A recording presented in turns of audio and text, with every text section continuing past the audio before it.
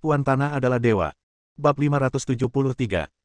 Menghadapi perilaku Qin Ming yang sangat agresif, Fang Danxing dengan cepat mundur dan bertanya, kenangan baik apa yang ingin kamu tinggalkan untukku? Akan menjadi hal yang luar biasa jika bisa meninggalkan kisah cinta di negeri asing. Qin Ming menyipitkan matanya, dan tatapannya yang berapi-api menyapu Fang Danxing tanpa ragu-ragu. Fang Danxing tertawa dalam hati, ini memang hal yang indah, tapi kalau bukan dengan orang yang kamu sukai, pasti tidak akan seindah ini. Apakah kau mengingatkanku bahwa kau sebenarnya tidak menyukaiku dan memintaku untuk berhenti main-main? Kata Qin Ming dengan nada bercanda. Bagaimana aku mengatakannya? Aku hanya bisa mengatakan bahwa aku tidak membencimu. Implikasi dari kata-kata Fang Danxing adalah bahwa dia memiliki kesan yang baik terhadap Qin Ming, tetapi belum mencapai tingkat menyukainya. Lagi pula, mereka berdua baru saling kenal dalam waktu singkat, dan dalam benaknya, dia merasa lebih berterima kasih kepada Qin Ming karena telah menyelamatkan hidupnya. Qin Ming mengambil gelas anggur merah, meminum anggur di gelas itu dalam satu tarikan napas, dan berkata dengan penyesalan, baiklah, saya mengerti, sepertinya hubungan ini tidak dapat dipertahankan. Fang Danxing tersenyum acuh tak acuh dan tidak menanggapi perkataan Qin Ming. Ia takut jika ia terus berbicara, Qin Ming akan benar-benar membuat tuntutan yang tidak masuk akal, dan ia tidak bisa menolak karena janji yang telah ia buat. Setelah menyelesaikan makanannya, Fang Danxing mengangkat telepon rumah kamar dan memberitahu meja resepsionis untuk membersihkan piring. Tidak lama kemudian, terdengar ketukan di pintu dan suara seorang pria terdengar di luar pintu, berbicara dalam bahasa Inggris. Halo, permisi, saya di sini untuk mencuci piring. Fang Danxing hendak membuka pintu, tetapi Qin Ming menghentikannya dan berkata sambil tersenyum, biarkan aku yang membuka pintu. Kamu tidak boleh bersikap tidak sopan. Kenapa kamu tidak bersikap seperti seorang pria sejati saat makan malam denganku dan hanya mengenakan handuk mandi? Fang Danxing terdiam beberapa saat dan benar-benar tidak tahu harus berkata apa kepada Qin Ming. Qin Ming berjalan perlahan ke pintu dan membukanya perlahan. Ia melihat seorang pria kulit putih mengenakan seragam pelayan hotel di luar pintu. Ia tampak biasa saja dan pasti tidak akan menarik perhatian jika ia terlempar di antara sekelompok orang asing. Halo, Tuan. Pelayan itu menyapanya dengan sopan, tetapi senyum aneh muncul di sudut mulutnya, dan moncong senjata hitam terlihat dari lengan bajunya yang lebar. Hampir bersamaan, dengan suara, wosh, suara tembakan samar yang tidak terdengar. Peluru itu tiba dalam sekejap, menembus tubuh Qin Ming, dan melesat lewat. Wajah pelayan itu malah semakin menyeramkan dan tersenyum aneh, namun sedetik kemudian berubah menjadi terkejut, seakan-akan dia melihat hantu, karena peluru itu mengenai bayangan Qin Ming, tetapi tidak benar-benar mengenai tubuh daging dan darahnya. Alasan mengapa Qin Ming menghentikan Fang Danxing dan pergi membuka pintu sendiri adalah karena dia menggunakan kemampuan kewaskitaannya untuk melihat bahwa pelayan di luar pintu adalah seorang pembunuh yang menyamar, membawa pistol dan sudah berjaga. Saat si pembunuh menarik pelatuk, Qin Ming juga bergerak, dan dengan bayangan, dia dengan cepat berbalik ke samping, nyaris menghindari peluru yang ditembakkan ke perut bagian bawahnya. Dia mengulurkan tangannya secepat kilat dan meraih lengan si pembunuh dan mengangkatnya. Ding! Suara tembakan pelan terdengar lagi setelah dibungkam, dan pelurunya mengenai langit-langit. Pelayan yang menyamar itu jelas-jelas seorang pembunuh profesional. Dia bereaksi cepat dan belati tajam tiba-tiba muncul di tangannya yang lain, menusuk perut Qin Ming ke arah ginjal. Tangan Qin Ming yang lain juga tidak tinggal diam. Dia dengan cepat meraih tangan kiri si pembunuh yang sedang memegang belati. Pada saat yang sama, dia tiba-tiba mengangkat lututnya dan menyerang dengan ganas. Gerakan serangan si pembunuh persis sama. Dia juga mengangkat lututnya dan bertabrakan dengan lutut Qin Ming. Namun, kekuatannya jelas lebih rendah dari Qin Ming, dan dia terhuyung-huyung. Detik berikutnya, tangan Qin Ming berbalik, dan belati di tangan si pembunuh menusuk ke perutnya, dan moncong senjatanya menempel di dadanya. Tiup, tiup, tiup. Qin Ming memegang jari si pembunuh dan menarik pelatuk dengan kuat. Peluru melesat ke tubuh si pembunuh, darah berceceran, hingga semua peluru di magasin habis. Pakaian si pembunuh dengan cepat ternoda darah, lalu dia pingsan dan meninggal. Semua ini terjadi hanya dalam waktu 4 atau 5 detik. Fang Danxing mendengar suara aneh dan datang untuk memeriksa apa yang terjadi. Yang dilihatnya hanyalah tubuh pelayan palsu itu. Dia begitu takut sehingga dia segera menutup mulutnya. Ini, apa yang terjadi? Jangan ribut. Lokasi kita sudah terbongkar dan pembunuhnya sudah datang ke rumah kita. Ini artinya tempat ini sudah tidak aman lagi. Cepat kemasi barang-barangmu dan segera pergi. Qin Ming tidak merasa heran bahwa pembunuhnya muncul begitu cepat. Lagi pula, dia tidak berusaha menyembunyikan keberadaannya saat terbang dari Yangon ke Zurich. Pergerakannya dapat dilacak kembali ke catatan masuk dan keluar bandara. Qin Ming juga melihat melalui mata si pembunuh dan melihat tato kepala harimau dengan taring terbuka di bahu kanan si pembunuh, yang sangat mirip dengan harimau bertaring tajam. Dia segera menyadari bahwa pembunuh ini berasal dari organisasi pembunuh yang disebut Harimau Bergigi Tajam. Sabretooth adalah salah satu dari 10 organisasi pembunuh teratas di dunia, yang sebagian besar aktif di Eropa, dan Swiss adalah salah satu negara Eropa tersebut. Ini berarti Qin Ming telah memasuki lingkup pengaruh Sabretooth, jadi tidak mengherankan jika dia ditemukan. Baiklah, aku akan berkemas. Pembunuh itu sudah datang ke pintu, dan dia tidak tahu apakah ada pembunuh lainnya. Situasinya mendesak, jadi Fang Danxing tidak banyak bicara dan berjalan menuju kamar tamunya di sebelah. Qin Ming juga mengikuti Fang Danxing dari dekat, waspada terhadap pembunuh lain yang belum muncul. Tepat saat dia mencapai pintu, sebelum Fang Danxing sempat mengeluarkan kartu kamar untuk membuka pintu, Qin Ming tiba-tiba melompat dan menendang pintu hingga terbuka dengan keras. Cepat masuk. Kemudian, Qin Ming dengan paksa mendorong Fang Danxing masuk ke dalam rumah. Kemasi saja barang-barangmu dan jangan khawatirkan hal lain. Detik berikutnya, 4 pria asing berjas hitam dan berwajah tegas muncul di sudut pintu masuk lift di koridor.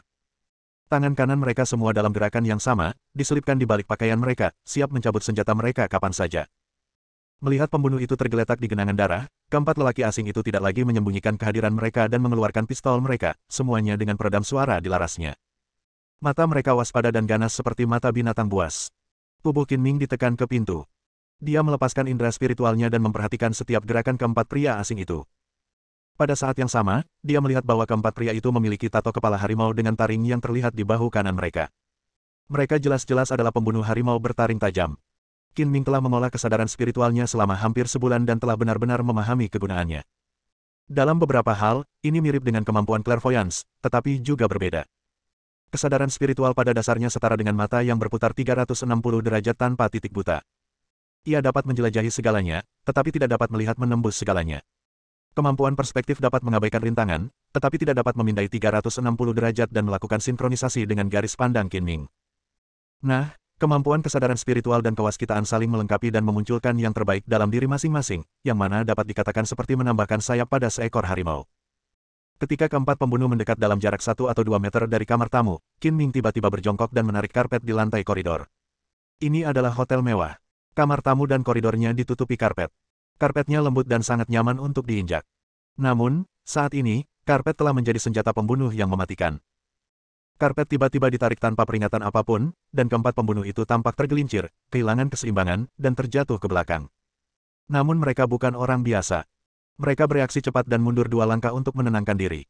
Menarik karpet dengan kasar tentu tidak akan membunuh 4 orang, tetapi cukup untuk membuat mereka sedikit terkejut. Qin Ming menerkam seperti seekor citah, dan bayangannya melintas sebelum dia mendekat. Dia dengan cepat meraih kepala kedua pembunuh itu dan membanting mereka bersama-sama dengan keras. Dengan suara keras, kedua pembunuh itu melihat bintang-bintang dan kepala mereka berdengung. Mereka jatuh terhuyung-huyung dan tidak sadarkan diri.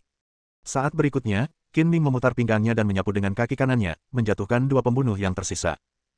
Gerakannya cepat dan ganas, dilakukan sekaligus, seperti awan dan air yang mengalir, seolah-olah sudah dilatih sebelumnya. Kedua pembunuh itu berteriak dan jatuh ke tanah. Tepat saat mereka hendak berjuang untuk bangun, langkah kaki Qin Ming datang lagi dan menendang kepala para pembunuh itu, membuat mereka pingsan. Adapun apakah mereka akan ditendang sampai mati secara langsung, atau menderita gegar otak serius dan menjadi orang bodoh, itu tergantung pada nasib mereka. Qin Ming dengan cepat mengambil pistol si pembunuh, meletakkannya di pinggangnya, dan segera kembali ke kamar tidur. Fang Danxing bepergian ke luar negeri, dan dia tidak membawa banyak barang bawaan, hanya beberapa pakaian ganti dan kosmetik sehari-hari, yang cukup untuk dimasukkan ke dalam koper. Qin Ming awalnya hanya berniat pergi ke Amerika Serikat untuk menagih utang dan tidak berniat tinggal lama, jadi dia tidak membawa barang bawaan apapun. Namun, serangkaian kejadian yang terjadi kemudian jauh melampaui harapannya. Qin Ming mengemasi barang bawaannya secepat mungkin, membawa koper dan membawa Fang Danxing bersamanya, dan meninggalkan kamar tamu. Qin Ming memperkirakan bahwa Sabretooth Tiger memiliki rencana cadangan untuk pembunuhannya. Tidak mungkin dia hanya akan mengirim 5 pembunuh. Pasti ada seseorang yang menyergap, tetapi dia belum menemukan pembunuh lainnya. Alih-alih naik lift, dia membawa Fang Danxing ke tangga. Kalau saya diserang saat naik lift, pasti sulit melawan, apalagi ada Fang Danxing yang jadi beban di sekitar saya. Lebih aman naik tangga. Kamar tamu terletak di lantai 8. Qin Ming tidak menemui kecelakaan apapun di sepanjang jalan, tetapi dia punya firasat bahwa akan ada sedikit ketenangan sebelum badai, yang bukan hal yang baik. Ketika mereka tiba di lantai pertama, sebelum meninggalkan tangga, Qin Ming menarik Fang Danxing dan memberi isyarat padanya untuk menunggu sebentar. Dia kemudian menggunakan kemampuan clairvoyance-nya untuk mengamati seluruh aula lantai pertama dengan saksama. Saat itu malam hari, dan aula yang luas itu terang benderang. Ada 2 pelayan cantik yang bertugas di meja depan. Ada 4 orang yang duduk di sofa di ruang tunggu, 2 pria dan 2 wanita. Mereka tampak seperti 2 pasangan, masing-masing duduk di 2 sofa. Selain itu, ada seorang petugas kebersihan yang bekerja sebagai pembersih, dan 2 orang petugas keamanan sedang berpatroli. Segalanya tampak normal, tidak ada yang aneh. Mulut Qin Ming melengkung menyeringai, karena dia melihat bahwa kedua pasangan itu, para petugas kebersihan, dan para petugas keamanan semuanya membawa senjata tersembunyi dan mengenakan headphone nirkabel di telinga mereka. Pada saat ini, dua orang petugas keamanan berjalan menuju tangga seolah-olah tidak terjadi apa-apa, dengan tangan mereka bertumpu di pinggang, sengaja atau tidak sengaja. Seseorang akan datang. Agar tidak ketahuan, aku harus memintamu bekerja sama denganku. Qin Ming berkata dengan suara rendah. Bagaimana kau ingin aku bekerja sama? Tanya Fang Danxing. Cara yang paling meyakinkan adalah berpura-pura menjadi pasangan yang sedang bermesraan. Qin Ming tersenyum nakal, lalu tiba-tiba memeluk Fang Danxing, mendorongnya ke dinding, dan mencium bibir merah lembut Fang Danxing, ciuman yang harum. Bab 574. Ketika Qin Ming tiba-tiba mencium Fang Danxing, tubuhnya menegang dan dia gemetar seolah-olah tersengat listrik. Setiap kali dia menarik napas, dia bisa mencium aroma maskulin yang berasal dari Qin Ming, yang membuatnya tergila-gila. Fang Danxing adalah seorang janda. Dia tidak pernah berhubungan intim dengan pria manapun sejak suaminya meninggal. Hatinya yang kesepian telah tertekan terlalu lama dan lebih mudah terangsang. Sensasi seperti sengatan listrik dari bibirnya menyapu seluruh tubuhnya, secara bertahap membuat Fang Danxing kehilangan kesadaran. Dia menutup matanya dan merespons secara naluriah, mekanis, dan kikuk. Dia bahkan tidak menyadari ketika dua orang petugas keamanan berjalan ke tangga dan melewatinya. Sepasang kekasih sedang bermesraan. Petugas keamanan itu melirik sekilas namun tidak dapat menemukan apapun, jadi dia menaiki tangga ke lantai 2. Qin Ming tidak membuka mulutnya sampai petugas keamanan menghilang di koridor, dan kemudian dia menjilat bibirnya. Baunya harum sekali, aku hampir mewujudkannya, aku tidak tega melepaskannya. Wajah Fang Danxing memerah, dia diliputi rasa malu, dia menundukkan matanya, tidak berani menatap mata Qin Ming. Di mana paspor dan dokumen lainnya? Qin Ming bertanya tanpa berpikir. Di dalam koper. Qin Ming dengan cepat membuka koper, menemukan paspor, kartu identitas, dan dokumen lainnya milik Fang Danxing, lalu memasukkannya ke dalam sakunya. Apakah ada barang berharga atau penting di dalamnya? Tidak ada lagi. Fang Danxing menggelengkan kepalanya. Yang tersisa hanyalah pakaian dan kosmetik. Tidak akan disayangkan jika dibuang. Ayo pergi. Ada pos pemeriksaan lain di luar. Kau harus terus berpura-pura menjadi pacarku. Karena situasinya, Qin Ming berhenti menggoda Fang Danxing. Dia melingkarkan satu lengan di pinggang rampingnya dan menarik koper dengan tangan lainnya, berpura-pura sangat mesra, dan berjalan keluar dari tangga. Saat mereka berjalan di lorong, keduanya tidak diperbolehkan bersikap mesra. Meski mereka berpura-pura sebagai pasangan, penampilan mereka tidak dapat disembunyikan. Kedua pasangan yang duduk di sofa di ruang tamu segera memperhatikan Qin Ming dan yang lainnya dan saling memandang. Salah satu pasangan berdiri, berbicara dan tertawa, lalu berjalan menuju pintu putar pintu masuk dan keluar. Mereka lebih dekat ke pintu dan pasti sudah keluar sebelum Qin Ming. Pasangan lainnya terus mengobrol dan tertawa, tetapi mata mereka tertuju pada Qin Ming. Pembantu itu juga bergerak mendekati Qin Ming secara sengaja atau tidak sengaja. Qin Ming berpura-pura tidak menyadari apapun dan berjalan santai, tetapi dia mengencangkan cengkeramannya pada Fang Danxing sedikit lagi untuk berjaga-jaga jika terjadi keadaan darurat dan untuk melindungi Fang Danxing sesegera mungkin. Fang Danxing benar-benar tidak memperhatikan apapun, wajahnya penuh rasa malu, dan dia benar-benar tenggelam dalam dunianya sendiri. Segalanya tampak damai dan tenang, tidak ada bedanya dengan malam-malam biasa. Namun, sesuatu yang tidak terduga terjadi di detik berikutnya. Petugas kebersihan mengambil inisiatif, tiba-tiba mengeluarkan pistol, dan menarik pelatuknya ke arah Qin Ming. Tepat saat petugas kebersihan menarik pelatuk, Qin Ming melempar koper itu keluar. Dengan suara, wosh, suara tembakan yang diredam terdengar dan peluru mengenai koper yang beterbangan itu. Koper itu terus melayang ke depan dan menghantam petugas kebersihan itu tepat pada waktunya, dengan kekuatan yang dahsyat hingga ia terjatuh ke tanah. Waktu, kekuatan, dan sudut lemparan koper Qin Ming sangat akurat. Dia memblokir peluru dari senjata terangkat petugas kebersihan dan menyelesaikan krisis. Dia sudah mengantisipasi kalau dirinya akan diserang saat melewati aula, jadi dia mengeluarkan paspor, kartu identitas, dan dokumen lain milik Fang Danxing dari dalam koper, jadi kalaupun koper itu dibuang di tengah kekacauan, itu bukan masalah besar. Pada saat yang sama, pria dan wanita di area istirahat juga berdiri. Senyum di wajah mereka berubah menjadi niat membunuh yang dingin dan kejam. Mereka berdua mengeluarkan pistol dan menarik pelatuknya. Qin Ming memeluk Fang Danxing dan melompat keluar dengan cepat, bersembunyi di balik pilar batu terdekat yang digunakan untuk menopang balok dan dekorasi. Peluru mengenai pilar batu, percikan api beterbangan dan serpihan batu berhamburan. Ah! Kedua pelayan di meja depan ketakutan oleh baku tembak yang tiba-tiba itu. Mereka buru-buru berjongkok dan bersembunyi di belakang meja layanan. Qin Ming menekan tubuh lembut Fang Danxing ke pilar batu. Dia melepaskan tangannya, dengan cepat mengeluarkan pistol ganda dari pinggangnya, dan membalas tembakan. Petugas kebersihan yang tertabrak koper adalah orang pertama yang tidak beruntung. Tidak ada tempat berlindung di sekitarnya, jadi dia berbalik dan berlari menuju pilar batu yang paling dekat dengannya. Saat dia sudah dekat, dia tertembak di bagian belakang kepala. Dia berlari maju beberapa langkah sebelum jatuh dan tidak pernah bangkit lagi. Para pembunuh yang menyamar sebagai pasangan di tempat istirahat dengan cepat bersembunyi di belakang sofa, menembaki dan meminta dukungan. Para pembunuh yang sudah berjalan ke arah pintu semula hendak keluar dan menyergap, namun saat melihat terjadi baku tembak dengan sasaran, mereka langsung berbalik arah dan ikut bertempur. Sesaat, 6 senjata saling beradu, dan suara tembakan tak ada habisnya. Beberapa vas hias di aula pecah, dan akuarium di belakang posisi Qin Ming juga pecah. Air mengalir keluar, dan ikan-ikan di dalamnya melompat-lompat. Qin Ming tidak punya cadangan dan harus bertarung dengan cepat. Semakin lama ia menunda, semakin tidak menguntungkan baginya, karena ia tidak tahu berapa banyak pembunuh yang telah dikirim sabretut. Bersembunyilah di dekat pilar dan jangan bergerak. Qin Ming berbisik di telinga Fang Danxing. Setelah mengatakan itu, Qin Ming mengetuk tanah dengan kakinya dan melompat ke udara setinggi lebih dari satu orang. Dengan cara ini, dia memiliki pandangan yang luas dari atas, dan dua pembunuh yang bersembunyi di balik sofa di area istirahat pun terungkap. Senyum sinis muncul di bibir Qin Ming, dan dia terus menarik pelatuk saat berada di udara. Swiss. Swiss. Peluru itu mendesing dan tiba dalam sekejap, mengenai kepala kedua pembunuh itu, dan keduanya pun tumbang ke neraka.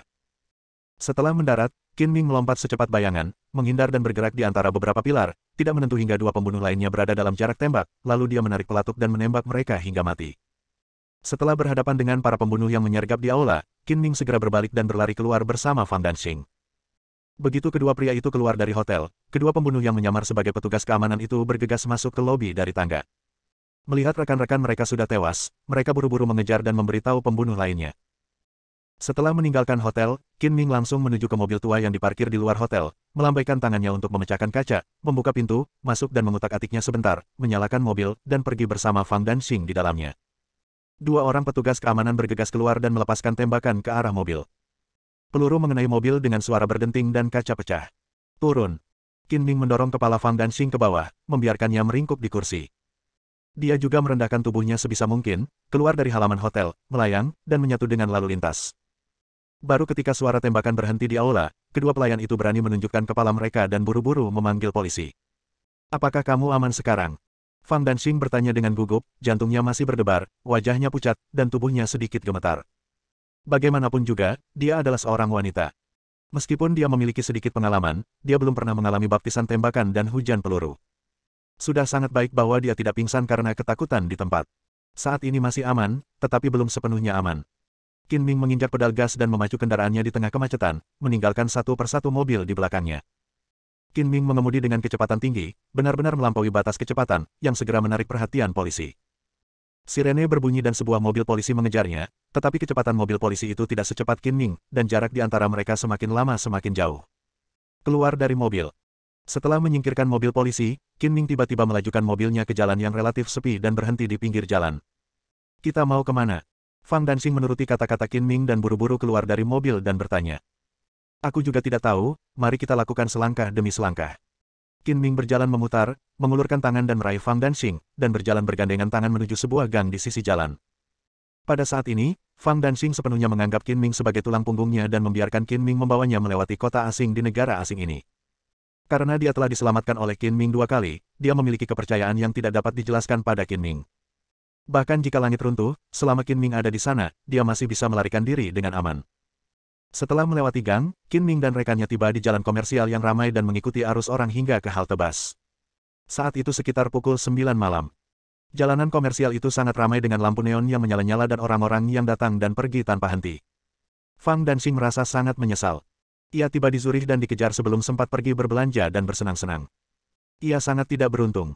Setelah menunggu sekitar 2 menit, sebuah bus berhenti di peron. Qin Ming menarik Fang Danxing ke dalam bus dan mencari tempat duduk di sebelah mereka. Fang Danxing masih sedikit takut. Setelah duduk, dia tanpa sadar bersandar di bahu Qin Ming. Qin Ming mengangkat tangannya dan melingkarkan lengannya di bahu Fang Danxing. Mereka bersandar satu sama lain dan tersenyum, "Meskipun aku tidak bisa menemanimu mengunjungi Swiss, aku bisa menemanimu melihat pemandangan malam Zurich. Ini juga bisa dianggap sebagai kenangan romantis." Fang Danxing tidak mengatakan apa-apa, tetapi menoleh untuk melihat keluar jendela. Pemandangan malam dengan lampu-lampu terang dan pesta berlalu di depan matanya. Setelah mengalami pelarian hidup dan mati, melihat pemandangan yang sangat biasa ini lagi, dia merasa bahwa pemandangan itu sangat indah.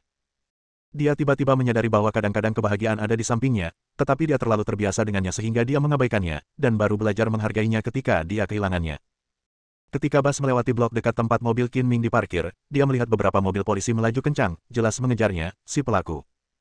Dia tidak bisa menahan senyum sedikit, percaya bahwa para pembunuh harimau bertaring tajam itu tidak akan pernah mengira bahwa dia akan melarikan diri dengan bus. Bus berhenti dan melaju, dan penumpang naik dan turun bus, tetapi Qin Ming bersandar malas di kursinya tanpa bergerak. Baru setelah bus melewati beberapa blok dan tiba di halte sebelum terminal, Qin Ming menarik Fang Danxing keluar dari bus. Kita sekarang di mana? Fang Danxing sama sekali tidak tahu. Dia hanya tahu bahwa mereka masih di Zurich, tetapi dia tidak tahu alamat pastinya. Di utara Zurich, ikuti saja aku dan aku berjanji tidak akan mengkhianatimu. Kata Qin Ming sambil tersenyum. Apakah kamu kenal Zurich? Apakah kamu pernah ke sini sebelumnya? Qin Ming telah berkendara melalui jalan-jalan Zurich dan menemukan halte bus dengan tepat. Jika dia tidak mengenalnya, dia pasti tidak akan bisa melakukannya, Fang Danxing bertanya dengan rasa ingin tahu. Saya sudah beberapa kali ke sini, jadi saya tidak begitu mengenal tempat ini. Ikuti saya dengan saksama dan jangan sampai tersesat. Qin Ming menarik Fang Danxing ke depan, dan setelah sekitar 7 atau 8 menit, mereka tiba di tempat parkir bawah tanah. Tunggu di luar sebentar. Aku akan segera kembali. Apa yang akan kamu lakukan? Fang Danxing bertanya dengan penuh pengertian karena dia samar-samar menebak bahwa Qin Ming mungkin akan membeli mobil. Kita tidak bisa meninggalkan Zurich, jadi tentu saja kita harus meminjam mobil. Kata Qin Ming sambil tersenyum, menghindari kamera pengintai dan menyelinap ke tempat parkir. Bersambung.